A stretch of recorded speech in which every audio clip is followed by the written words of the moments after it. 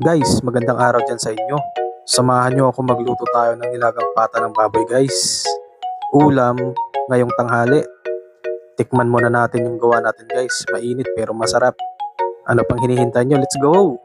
So nagpainit lang tayo ng mantika. Tapos nagisa tayo ng bawang sibuyas. Palabasin lang natin yung aroma nito guys. Tsaka natin ihulog yung ating pata ng baboy guys. Gisahin lang natin to hanggang sa mag-brown.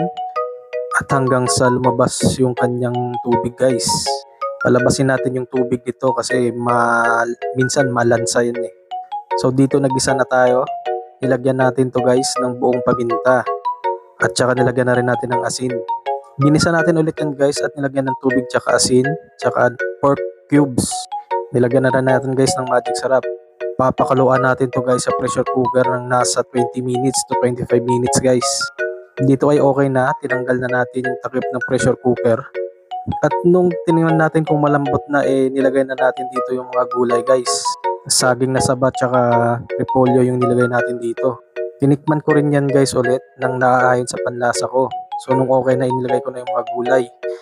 Pinalambot lang natin yan guys at pwede na yung iserve. Mabilis lang yan guys kasi sa pressure cooker.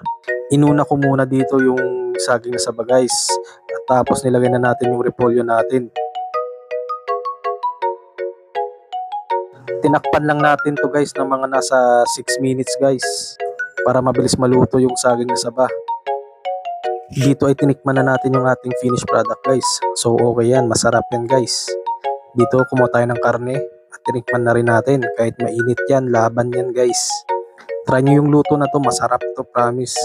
Kung nakaabot ka sa part na to, maraming salamat sa panonood. Paki-comment naman and share.